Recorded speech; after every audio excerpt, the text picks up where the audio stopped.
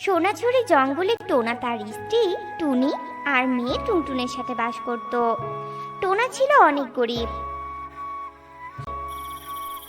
প্রতিদিন রাতে যখন সব পাখিরা ঘুমাতো, তখন পাশের জঙ্গলের চৈতালি নামে এক ডাইনি পাখি বের হয়ে আসতো আর ছাগল চুরি করে নিয়ে গিয়ে জঙ্গলের মাঝে মাংস ছিঁড়ে ছিঁড়ে খেত।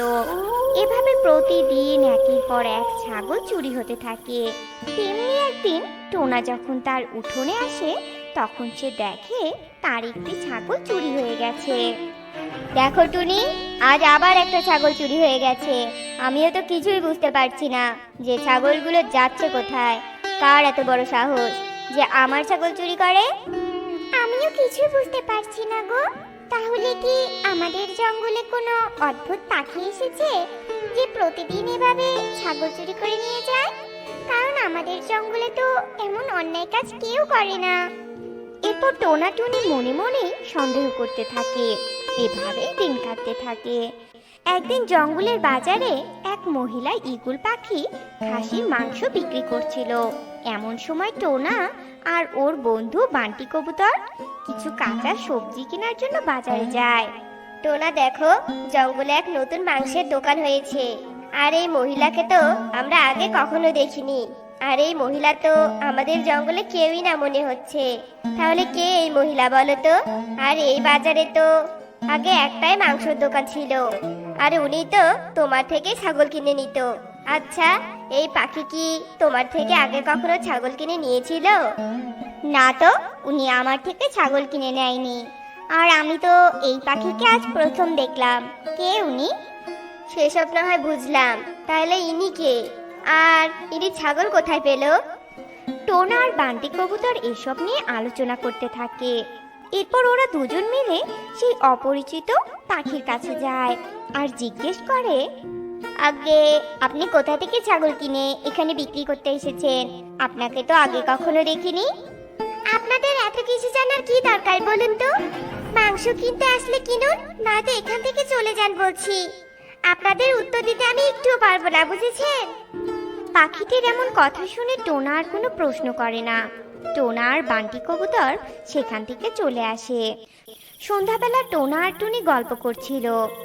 জানো টুনি, আজ সকালে দেখলাম এক অপরিচিত পাখি মাংস বিক্রি করছে। আমি তো এটা বুঝতে পারছি না যে ওই পাখি কোথা থেকে ছাগল কিনে আনছে। টোনা, এই পাখিটাই সেই ছাগল চোর নয় তো, যে রোজ আমাদের ছাগল চুরি করে? না না টুনি, এ কি করে সম্ভব? আমার থেকে যারা যারা ছাগল কিনে নেয় তারা তো আমার বাড়িতে এসে ছাগল নিয়ে যায়। তাহলে এত কিছু ওই পাখির জানার কথা কি করে বলো? আমার মনে হয় এই সব কিছু অন্য কারো কাজ, কারণ ওই পাখিকে আমি আজ প্রথম দেখলাম। তবে যাই হোক না কেন, চোরকে তো আমার ধরতেই হবে।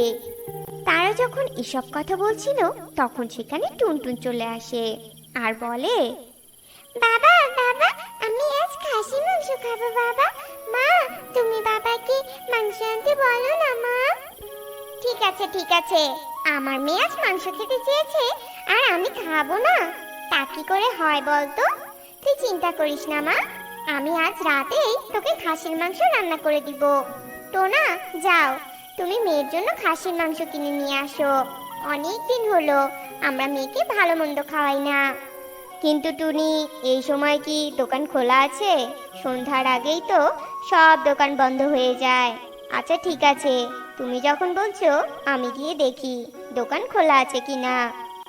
এরপর টোনা রাতে জঙ্গলের সেই বাজারটায় যায় আর গিয়ে দেখে চারিদিকে অন্ধকার আর সবগুলো দোকান বন্ধ। একটি পাখিও সেখানে দেখা যাচ্ছিল না। তখন টোনা মনে মনে ভাবতে থাকে, সব দোকান তো বন্ধ, একবার ওই মহিলা পাখির দোকানে গিয়ে দেখা যাক যদি খোলা থাকে। এরপর টোনা মহিলা ঈগল পাখিটির দোকানের দিকে এগিয়ে যায় আর গিয়ে দেখে যে দোকান বন্ধ, কিন্তু দোকানের ভেতর থেকে এক ফালি আলোর রশ্মি বেরিয়ে আসছে। এমন সময় টোনা মনে মনে ভাবতে থাকে, আরে দোকান তো বন্ধ দেখা যাচ্ছে, কিন্তু ভেতরে আবার আলো। যাই, দোকানের ভেতরে ঢুকে দেখি তো যদি কিছু মাংসের টুকরো পড়ে থাকে। তাহলে অন্তত আমার মেয়েটা খেতে পারবে।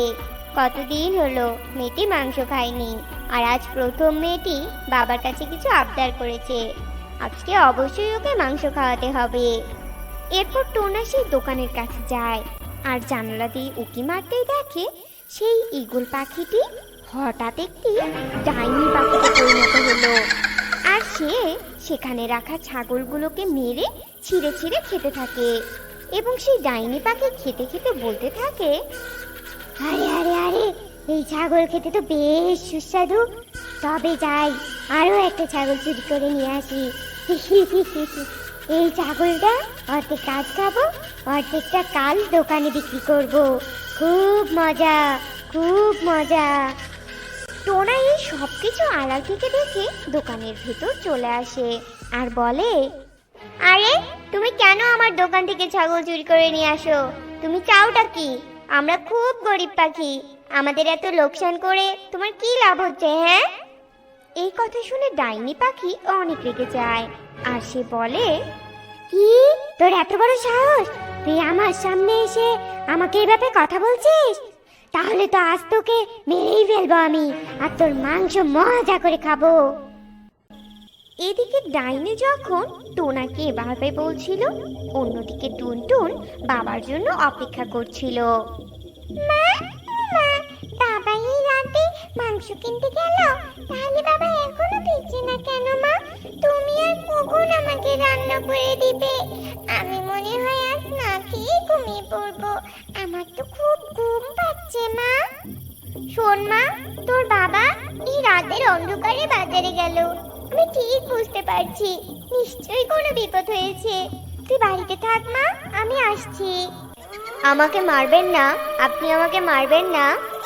তোকে আজ কেউ বাঁচাতে পারবে না। খুব সাহস করে আমার সামনে এসেছিস তাই না? এবার মর। এই বলে ডাইনি পাখি টোনার দিকে এগোতে থাকে আর তখনই টুনি চলে আসে। টোনা, তুমি একদম ভয় পাবে না। আমি জানতাম এখানে এমন কিছুই হবে। আর আমাদের ছাগল চুরির পেছনে যে এই ডাইনি আছে তা আমি ঠিক বুঝতে পেরেছি। তাই তো আমি আসার সময় গঙ্গার জল নিয়ে এসেছি। এবার তোকে ভস্ম করে দিব শয়তান ডাইনি। এরপর টুনি গঙ্গার জল ডাইনির শরীরে ছুঁড়ে মারে আর ডাইনির শরীরে সেই জল পড়তেই ডাইনির শরীরে আগুন লেগে যায়। বাঁচাও, বাঁচাও, জ্বলে গেলাম গো, আমি পুড়ে গেলাম। এরপর ডাইনি জ্বলে পুড়ে ছাই হয়ে যায় এবং চিরকালের জন্য অদৃশ্য হয়ে যায়। আর তার কিছুদিন পর টোনাটুনি একটি মাংসের দোকান দেয়। জঙ্গলের সব পাখিরা তার থেকে মাংস কিনে নিত আর খুশি হতো। ধীরে ধীরে টোনা অনেক টাকার মালিক হয়।